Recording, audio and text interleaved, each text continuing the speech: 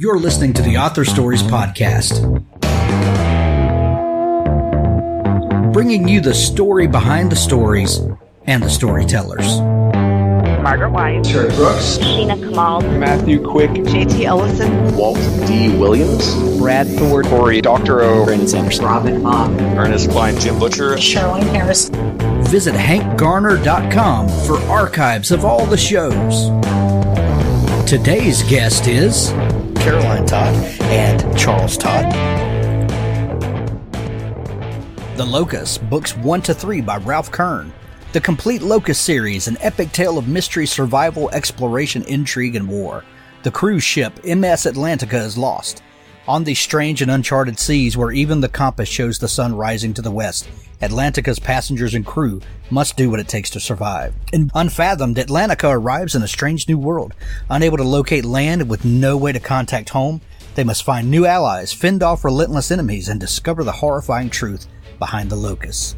The future of humanity will be decided as the fleet confronts the architect of the Locust. Not everyone will survive the desperate final battle. The Locust box set contains all 3 action-packed novels in this best-selling science fiction thriller series, Unfathomed, Expedition, and Osiris. Acclaimed for great characters, thrilling action, technical accuracy, and a compelling sense of mystery. Buy it today. The Complete Locust series by Ralph Kern. Missing Wings by Andrea Luman. Born with an ability the Villidi people of Madar believe make her one of the first to be blessed by God, Katrina's destiny unravels when her father is poisoned and her mother steals her into the human world to hide among those who hate her kind. In a near-fatal attempt to return home, Katrina is stripped of her wings. The poison meant to kill her father leaves him in a degenerative state. When her eldest brother discovers she has survived, he orders her to stay in hiding. She must wait, concealed in the human world, until the danger of their father's uncontrolled rages is contained. Grown and adapted to the human world, Katrina encounters one of her kind. The promise of home and the first love leads her into a situation capable of starting war among the Villidi. Will a human upbringing, mistakes, and the loss of her abilities bar her from reclaiming her heritage? Will unraveling the mystery of her mother's betrayal lead her family into an even greater danger? Missing Wings by Andrea Luman. Well, thanks for joining me again for the Author Stories Podcast, where I bring you the story behind the stories and the storytellers. Today, I'm really excited to have the writing duo of Charles Todd on the show with me today. That is Caroline Todd and Charles Todd. They write under the name Charles Todd. We had Caroline on the show with us about a year and a half ago. We were just trying to figure out a minute ago. And she was with us, and now they're both here today to talk all things storytelling. Caroline and Charles, welcome to the show. Thank you so much for having us, Hank. We're glad to be here. I'm excited to have you guys. Charles, since this is your first visit, we begin each show with the same question, and I asked this to Caroline already, so I'm going to ask it to you. What is your first memory of wanting to be a writer or storyteller? That has to go back to the years sitting on the front porch in the evening time listening to my grandfather telling stories. He had a knack, it wasn't the story itself as much as it was the way he told the story. I could tell the exact same story and it wouldn't have anywhere near as much impact. In fact, there were a couple of stories that were favorites of mine that when we would go down to visit, I would specifically ask him, Granddaddy, tell me the story about. And each time it was truly wonderful sitting there in the evening time when it's dark and all you can see are the lightning bugs and listening to my grandfather's voice. It was absolutely spellbinding the way he could tell a story. And that always impressed me, and it was something that I have always aspired to. Thank you for calling them lightning bugs, by the way. That's something that's what we grew up with. Yeah, that's right. That I have to educate people that that's the correct terminology is lightning bugs, not fireflies. But absolutely. Yeah. Charles, I had one of those grandfathers as well, and I was really blessed that my mother's family was a huge family, and they were from South Mississippi into Louisiana, and they had this great tradition of having these big family gatherings, and I had lots of great uncles and great aunts, but all the men would sit out on the porch and just tell the biggest stories, and as a kid sitting there just absorbing those and then trying to figure out what was true and what was not. And I think some of the true ones were more fascinating than the made up ones. But I fear that we're losing some of that interpersonal storytelling thing that has made us so great. One key ingredient. You left out one key ingredient. What's that? I learned that, especially in the dark like that, if I sat real still and real quiet, Caroline would forget that my bedtime had long since come and gone. Oh, yeah. And I could stay up extra late listening to my granddaddy. Right. I'm assuming that it's something that goes on in all different places and cultures, but there's something about the Southern storytelling tradition that's very special. There is. And I've had guests from all over the place on, and I think what we figured out is that in the South we tend to sit on the front porch because it's hot, and that's the gathering place. But maybe in the Northeast it's around a fishing harbor, or so it's wherever people congregate. Those are where stories seem to be shared. And I think it's a human thing, but I do think it's a special Southern thing as well. Oh yes, and you've got to have sweet tea. Yeah, until the doctor tells you you have don't diabetes. know how many times I've gone places up here and asked for sweet tea, and they give me a bottle of Arizona tea. Oh, that's hilarious. That's hilarious. So Charles, what was your first foray into official writing? First off, did you want to be a writer, as a career, or did you take some other path and then come to it later? I took a different path and came to it later, but when I was in school, I enjoyed writing essays, descriptive essays. I remember I wrote one called Battle when I was in like the 6th grade.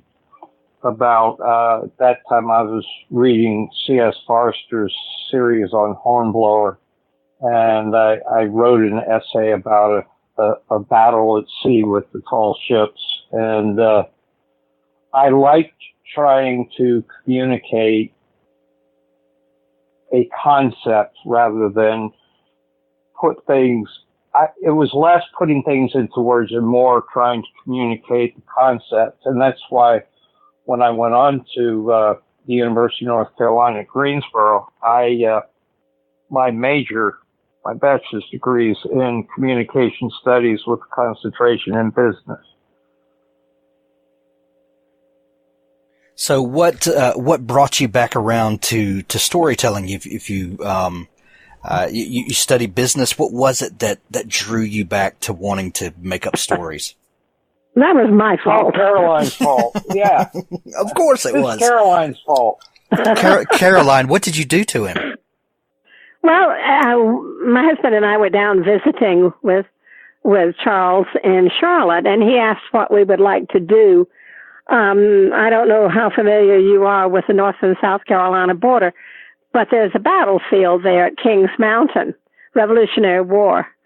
And Charles and I have always been history buffs. We've always stopped for any brown or silver sign or whatever color they happen to be, in whichever state they are. And we'd go see what the sign was there for. And so I really wanted to go spend some time at Kings Mountain. So we went over there, and there's a mystery there. It's Caroline. Yes. Hang on a sec. Caroline was born and raised in North Carolina, but had never been to Kings Mountain, and it was something she was aware of, but had never actually visited. Well, the problem was just finding time to get there. And there was a mystery there. Somebody had been killed there. Nobody knew who killed him or why. Obviously, it was not necessarily battle-related. And on the way home, I said to Charles, sort of jokingly, but half serious, I said, as much as we know about history, much as we love history, why don't we write a mystery around the battlefield, just like the one we saw? And Charles was in the front seat talking to his dad about football, and his comment was sort of, oh, yeah, Mom, keeping Mom quiet. But it wasn't until later that it dawned on him that there might be a good reason to consider this. I'll let you take that up, Charles. Well, my job changed. I went from operations. I became an operations analyst for regional headquarters, which meant that I was the guy that showed up when you didn't want that guy to show up. So first of all, I was getting used to coming into strange places where I wasn't exactly the most welcome person in the world, and certainly not somebody that folks would invite over for dinner. And so I had time on my hands, and at the same time, I had one of the early laptop computers, which didn't resemble anything you see today. It was more of a torso top. Yeah. And was able to go online with a modem. And so I called Caroline and said, I've got time on my hands when I get back to the room and I finish all my paperwork and everything, where I'd like to be able to do something besides watch TV or sit at the bar at the local, hotel, motel kind of thing. And it kind of went downhill from there. He said to me, to put it bluntly, Mom, I'm bored. Let's see if we can do this. And I was quite surprised that he suggested it, but I could understand why. And that got us started. I think the biggest problem we had was I don't think either one of us wanted to yell quits before the other one. And so for 2 years, we kept plugging away until we'd gotten it right, gotten collaborating right, and gotten the history right, and gotten the story right. And I'm glad we didn't quit. And a lot of it, too, was we had kind of a mutual picture of the type of mystery we wanted to write because we were both fans. Caroline and I have shared memories of when I was a child, and then our own memories of me being off on my own as an adult and having a career, and Caroline going off and doing her things after the house was a little more quiet.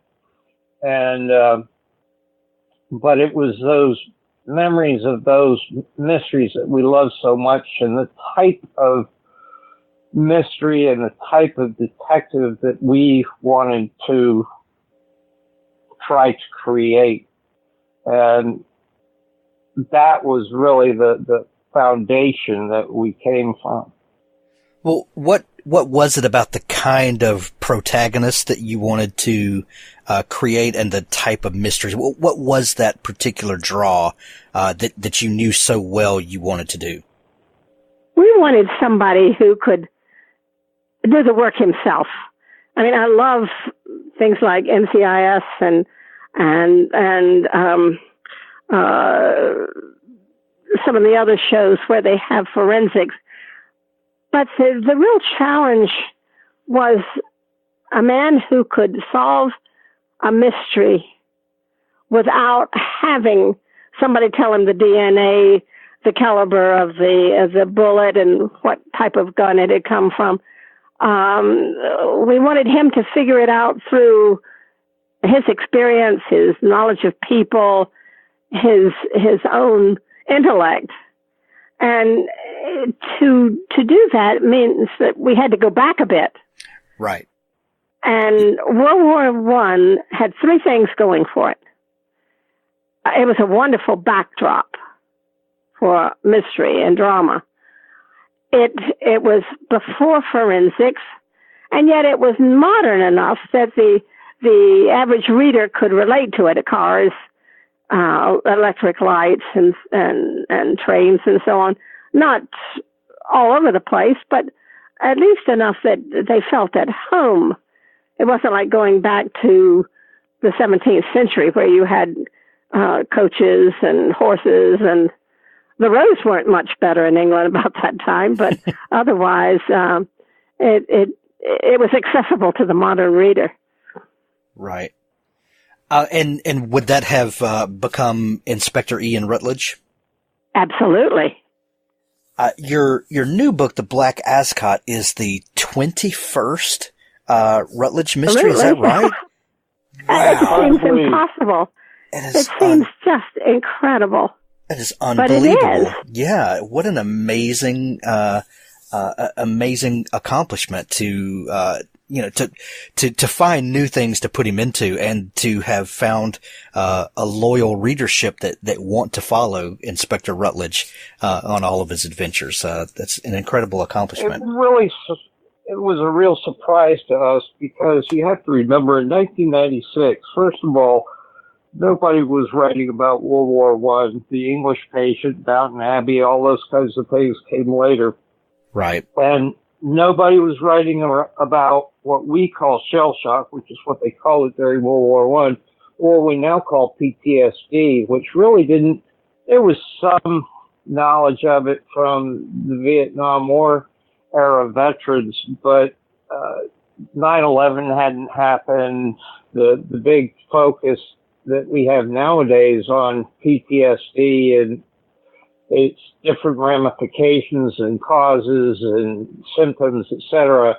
They just, if you sat down as a business person to do a marketing plan, a World War One Scotland Yard inspector veteran that has shell shock would not exactly be what you would say would be a bestseller by any stretch of the imagination. And so when Test of Wills came out and received the amount of attention that it did, it didn't just take us by surprise, it took our publisher by surprise. Right. That's right. I mean, we didn't think about it as a series, but once the attention was given to the book, and it's still listed as one of the favorite mysteries of the 20th century. And so with all of this, the editor asked us, are we making this a series? And when an editor says that, you don't say no. Right. You say, oh, absolutely. oh, we're already planning it, as a matter of fact. Right. So you don't back out. And it's been really, I give a lot of credit to the three publishing houses, including Morrow, presently, for staying with us and seeing what they did in the books. But it's been a fabulous ride. I just love what's going on with Rutledge and with Bess Crawford. We write a lot of short stories as well, and they've done extremely well. So we've just been very lucky. Yeah. Very lucky. Well, Charles, you said that you would never plan, from a marketing or a business standpoint, to introduce a character in a setting like this.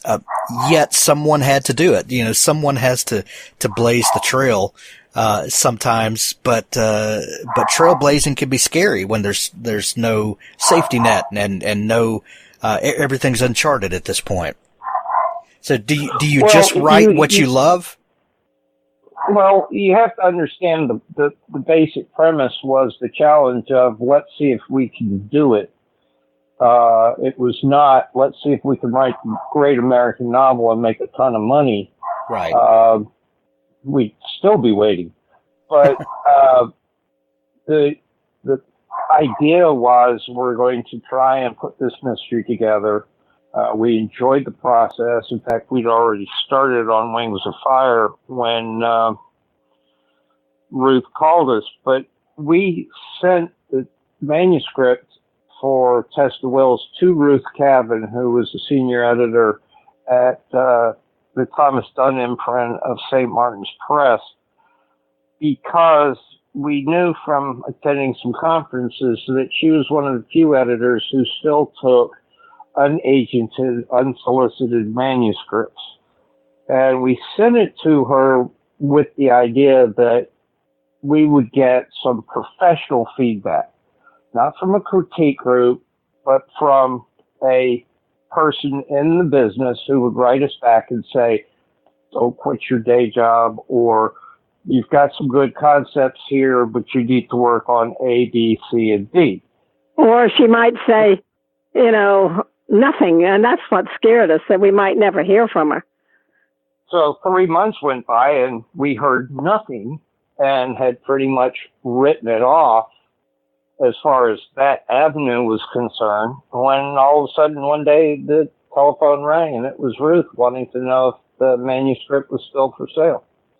Wow.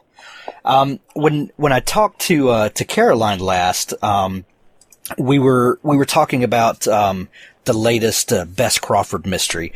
I find it interesting that you guys write two different series, two different characters, and intend to publish one in the fall, Bess Crawford, fall-ish, and then Ian Rutledge in early spring. What does juggling those two different series and those characters, what does that do for your creative process? Does it allow you to kind of step away from Ian for a little bit to get a different view? First off, what was the motivation for starting up a new series when you have one that's so popular already? Let me lay the groundwork, and then Caroline can flesh it out. We had published 10 Rutledge mysteries. During that process, we had written one standalone called The Murder Stone, which caused us to skip 1 year in the Rutledge series, and we got a lot of grief from our readers about having to wait 2 years for the next Rutledge. And yet we enjoyed The Murder Stone because it had a female protagonist. But our first concern was that A, we'd be able to continue to produce a Rutledge every year, and B, that even though we were taking on another project, we would not sacrifice the quality of the work that we put into the Rutledge series. Or the new series. And the thing was, when we wrote The Murder Stone, we got a glimpse, with snow. We should not have allergies. I keep telling myself that, and I keep having them. But anyway, we've seen what the Victorian woman protected in many cases if she was wealthy, having to find her own way if she was not, how they had dealt with the war and what changes it had made in their lives. And we kept talking about this, but although we had some very interesting women who touched on some of this in the Rutledge books, we began to think in terms of possibly creating a character who could bring this to the fore. And so we were in New York for Edgar Week and talking to our editor, and we broached the subject to Caroline. And this was April, mind you. And she said, "Oh, that sounds fascinating. Can you have a book ready for me by September?" And we said, "Well, not this September, but probably by next September." And that started the Bess Crawford series. And of all the things that women did to help the war effort. The women who went across to France and nursed the wounded gave us the best example and also the best opportunity to include mysteries in what she was doing. So people tend to overlook the fact that there were combat field nurses in what we tend to think of as mass units in the Korean War, but Queen Alexandria's Nursing Corps was a very professional organization that provided very highly qualified nurses like Bess to those aid stations quite near the front, and that story really hadn't been told. And the nice thing about Bess is that she doesn't go looking for trouble. All of her quote-unquote cases come out of the events around her. For example, during the great epidemic of the Spanish flu, she finds a body of a man who didn't die of flu hidden amongst the flu victims awaiting burial. And she's determined to find out who he was, what he was, and why he was there. So that it comes out of what is going on in her world. It's not quite so much going out as a problem solver to the rest of her group. Right, trouble finds her. Because in the Rutledge series, it's kind of easy because we say, he, with some exceptions more recently, predominantly the cases are assigned to him in his professional capacity. So you don't have to come up with a pretext to have Rutledge get involved in a case, whereas in Bess, not only do you need a pretext, but it has to be a very convincing pretext as well. And the interesting thing is that Rutledge sees a mystery from the outside looking in. He's the investigator who is there to solve the problem. Bess, on the other hand, sees a mystery from the inside at a very different perspective. For example, when she finds this dead body, she's involved almost at once as people try to find out what happened. So it gives us a chance to see two different sides of detecting. And that's been a nice change too. I mean, it's so easy to go from one book to the other because they're so different. Well, when you have co-writers, co-authors, people are always fascinated with your writing process. How do you juggle it? How do you manage when you haven't? Do you guys brainstorm together? Do you outline together who tackles what? And now that you have two series and two very popular series, does that change your collaborations? No, it hasn't changed anything because by the time we had finished A Test of Wills, we had stumbled on what worked for us, and we, if it ain't broke, don't fix it kind of thing. We've kept that, and we learned very quickly that anything that I knew about the war, England, people, Charles had to know, and vice versa. He has all the books I have. We share articles that we discover or pictures that we find and work together because, basically we start with the ground floor, chapter 1, and build on top of that without an outline, just going from what we see in the people and the story and the concept that we started out with. And it has to be working, very similar to the way we've talked to you. Charles will say something, I will add to it. This is much like the way we collaborate. So you guys live in different states and different cities. How do you physically manage the document creation? Of course, the internet has knocked down walls, so to speak. But how do you manage the passing of the document back and forth? We keep a copy. Each of us keep a copy in our computer, so we know what we're looking at. And when we find something that works, that goes into a master file that we both have a copy of. So it's almost if we're in the dark about. We don't have to pass anything back and forth because we're adding to the copy almost daily. To take a look at your question from a different perspective, though, we go to England at least once a year for about a month and scoping out locations and doing research and visiting the towns and places of interest to us. And we don't go to England saying, okay, we're going to find a place for Rutledge to have a case, as much as we explore certain areas of England that we want to go back to, that may have appealed to us, and we've had a thought about a book, setting a book in a certain place, but we want to go back. Or sometimes we just make a wrong turn and come up on the perfect place.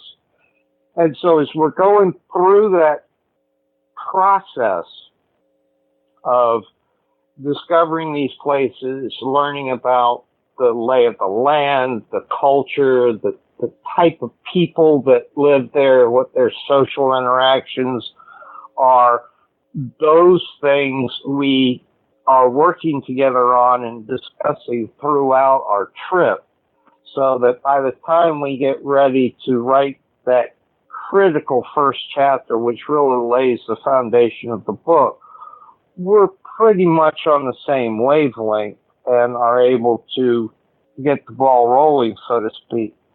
Once that's complete, we work scene by scene, where one or the other or both of us will write a scene and we'll send it back and forth until we feel like it's going in the direction and that we want, and that it's accomplished the goals that we set for that particular scene, and then we decide where to move on from there. And that's why, to be honest with you, neither one of us could pick up a copy of the Black Ascot, especially going through that process, the edits, the galleys, everything else. I couldn't pick up that book and say, see this sentence right here? That's my sentence. I wrote those words. And Caroline wrote these words right here, because it's all molded together, because our primary focus is to come up with a involving, entertaining story to tell, and to tell it in one voice, so that people are not confused going, wait a minute, is this Charles talking or is this Caroline? You want that granddaddy sitting on the back porch telling the story sound and feel to a book that you're trying to read. Right. And you guys have done that perfectly. I know other collaborators that one of the writers might write out a skeleton outline and the other writer might come in and kind of add flesh to the bones. But it sounds like you guys have really found an individual voice that is a combination of the two of you. And like you say, where you can't tell where one ends and the other begins, because you are writing as Charles Todd, the writer, who kind of becomes this third entity, doesn't it? That's right. And the thing is, I've run symposiums where we've had several collaborating authors on the panel. No two do it the same. No two authors have the same process for writing a book. It's what works well for them. We have found what we think works well for us and what we're trying to accomplish.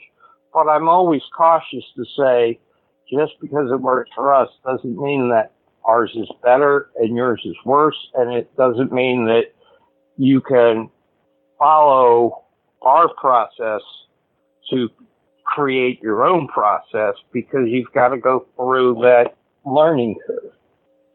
And then the main thing is that by the time a book is ready to turn into the editor, we have really and truly gone over every word together. Does this sound right? Would this character say that?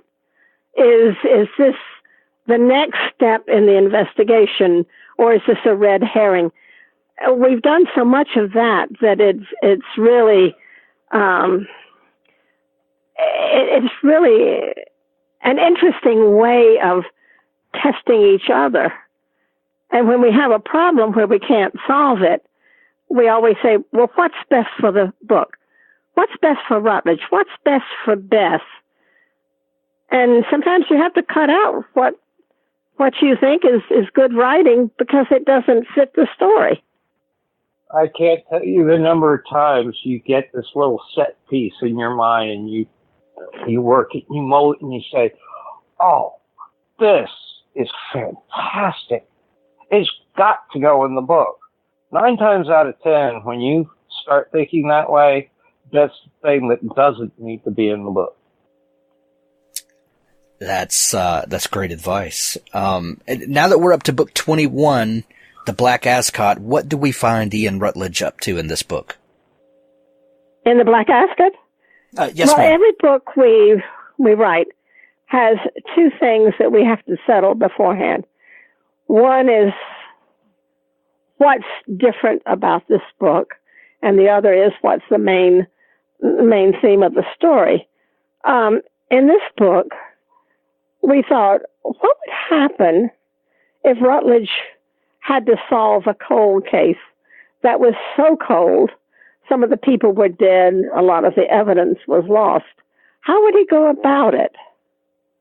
And then the next step is, what kind of story are we going to tell about this?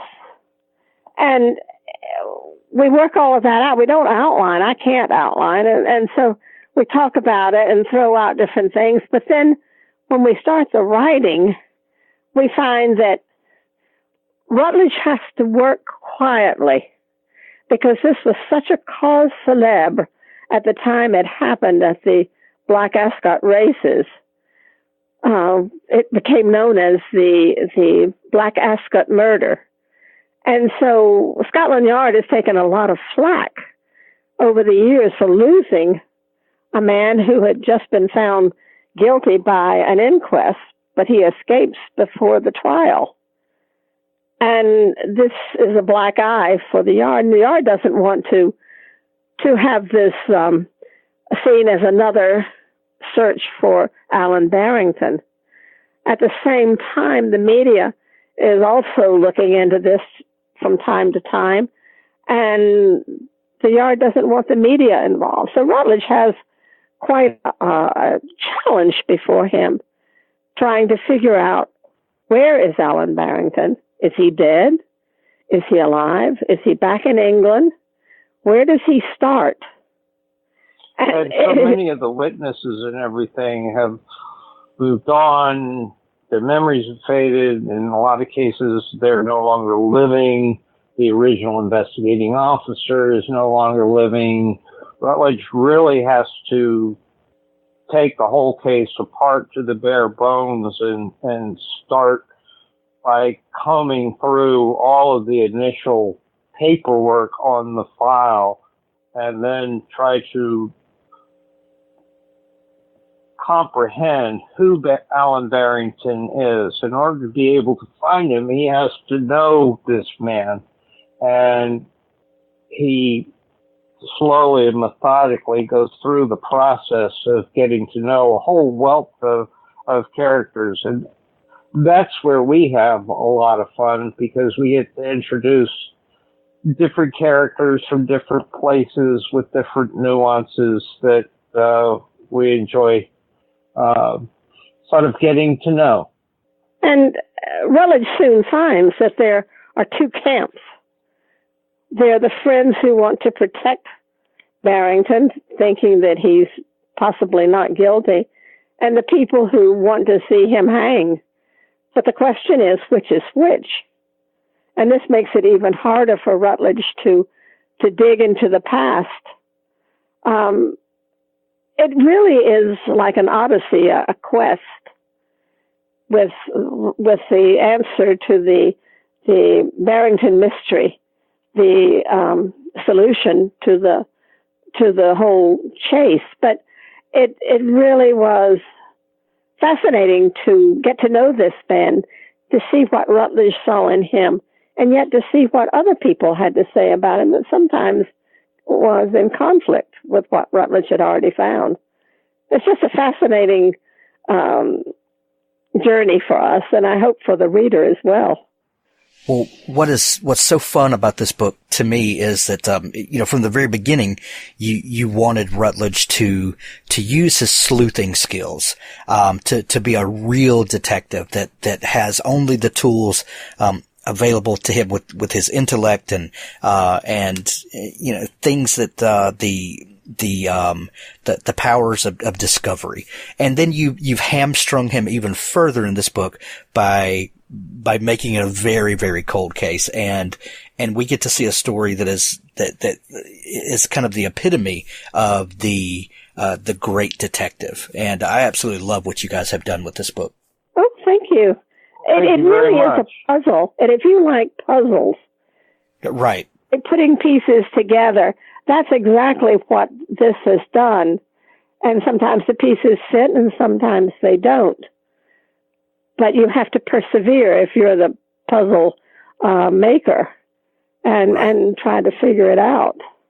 And let me tell you something, the mystery readers are very smart people. Oh, yes, they are. You can't just pull the wool over their eyes with a happy ending and a little bow on top. Not more than once. No, and one of the ways we have managed to keep the books fresh over this long a period is to treat each one as a standalone. I mean, it isn't, but it's possible for each case to stand on its own 2 feet. So a reader doesn't have to start at book 1.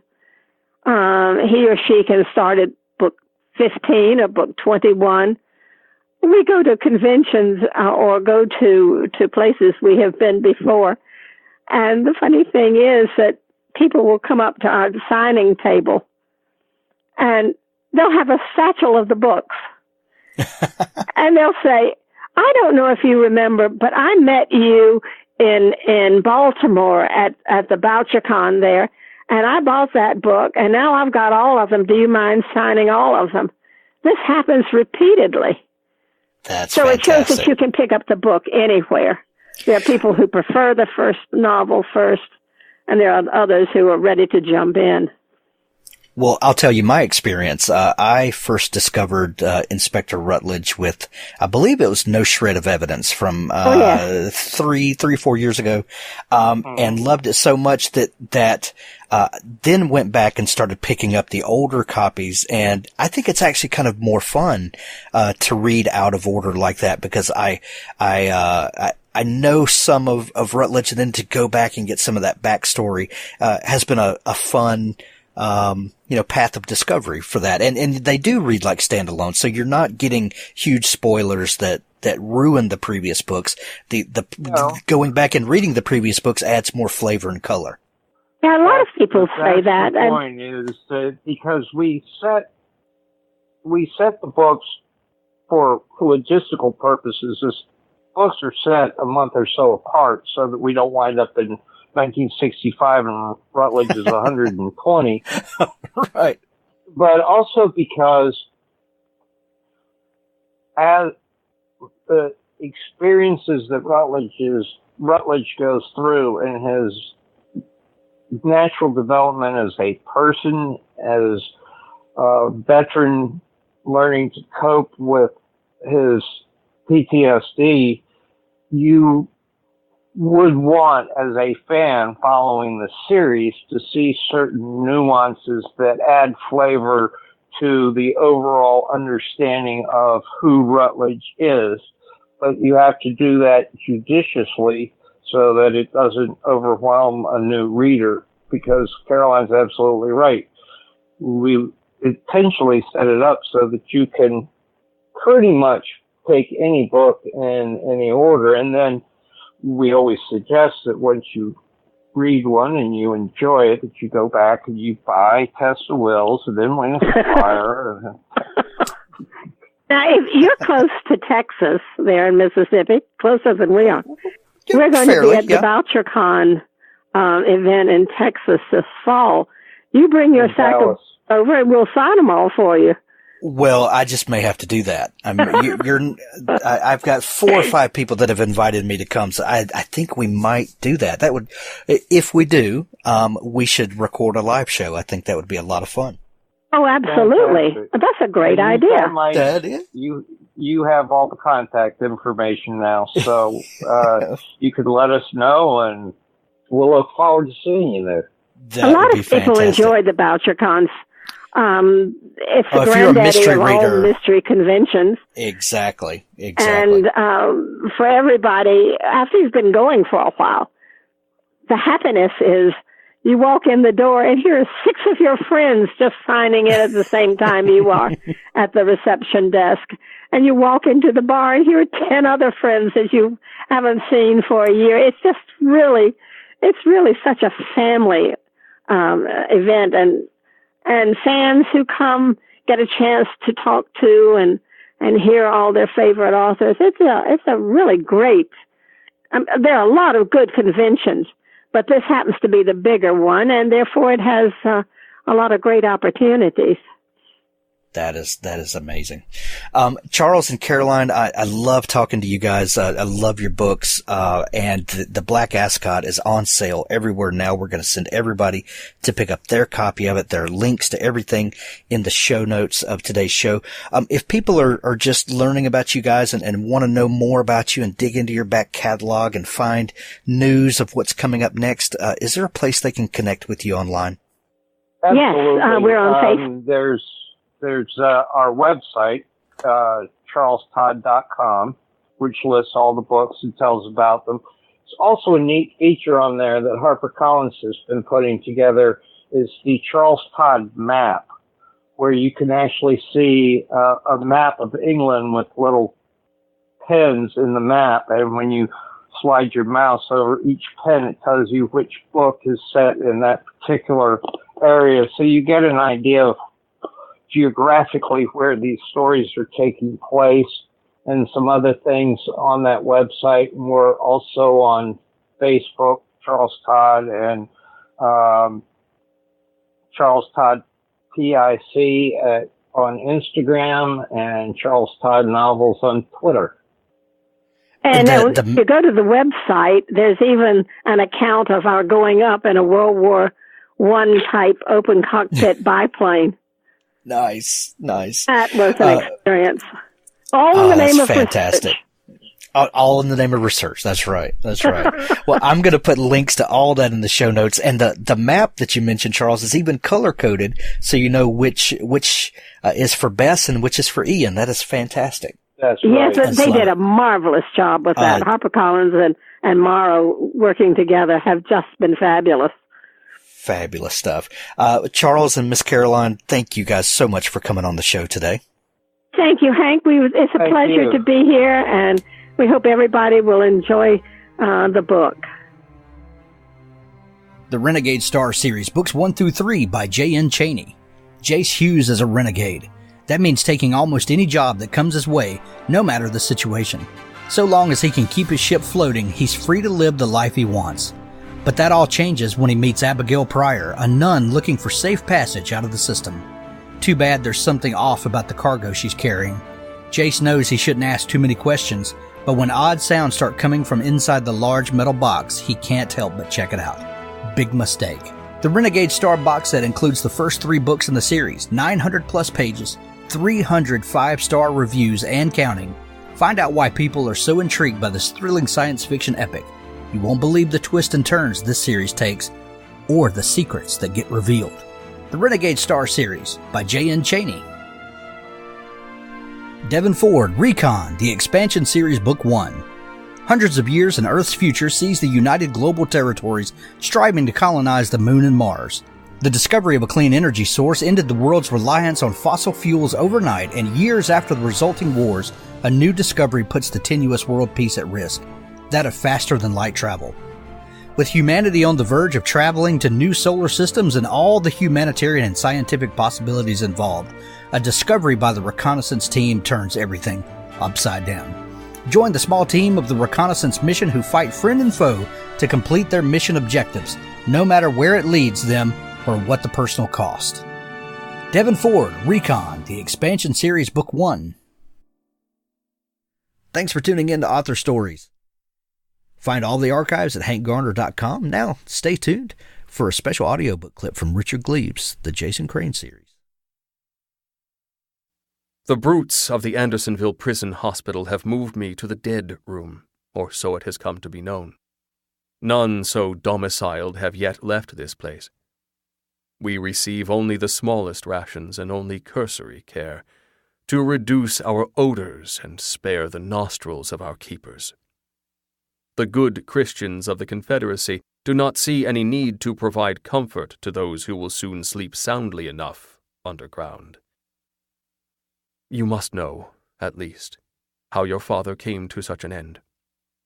At Doctortown, Kilpatrick entrusted me with the conquest of a railroad trestle, and my bummers, my demolition team, acquitted themselves admirably thanks to my ingenuity with powder. We successfully destroyed the trestle work past Morgan's Lake. This would prove to be my entire contribution to the war. Federal troops were unable to capture the bridge or overcome the enemy's battery. Kilpatrick withdrew, and my bummers and I found ourselves on the wrong side of the Altamaha River, behind the enemy line with no hope of reaching our encampment. Rebels accosted us, taking our remaining supplies. We escaped and headed south, hoping by a long march to reach Seymour's forces in Jacksonville, but we encountered other rebel encampments at Jessup. 4 of my men were lost to gunfire. We marched west, then south again, barely evading capture. We had no choice but to brave the great swamp Okefenokee. Oh, on and on it goes, in every direction, endlessly. We trudged through miles of grasping mud and noxious rot, pursued by hunger and the mosquito, scratching at our arms and faces until all our skin was scourged. We lived off alligator meat at first, then nothing at all. My men grew mutinous, blamed me for all their misfortunes, threatened to throw me in a sack, weigh me down with stones, and sink my body. Yet was I not equally hungry? Did I not starve? I grew weary of their endless insubordination and contempt. Finally, they took hold of me and swore they would hang me by the neck for leading them to ruin. They were 5 in number, younger than I and more muscular. I was no match for them physically. They laid their hands on me, and I burned them. I burned those men.